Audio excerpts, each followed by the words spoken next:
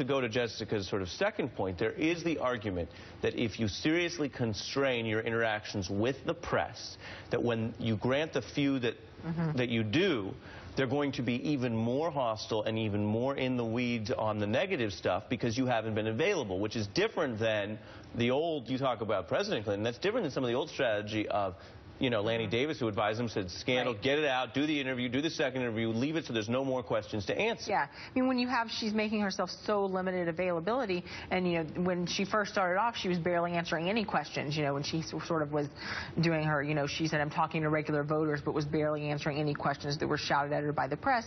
She started to do some more interviews, you know, certainly, and things, too, but, you know, even, you know, I know Andrea Mitchell's interview with her, I mean, she said she felt like she had to, you know, even cut it off from that because they felt like they were going to cut off the interview if she asked too many questions about the email scandal. Well, they went very in-depth. And they really did. And, you know, but, I mean, you know, probably there's a lot more things that the Clinton campaign would rather be talking about at this point than the email scandal, but when you make yourself so limited availability, well, that's what you've got to focus on. We got to get a break in. That's the other funniest part to me. I talk to all the campaigns, and I always talk to them about, do you want to do this kind of interview?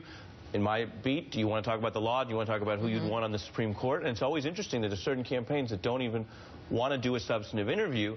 Then when they show up somewhere and get battered and they say, oh, why are you only asking about this? It's always that funny balance. And they politically, of course, want to do the local stuff as well. But that's another piece to it. This is an ongoing debate, so we're going to pause it here.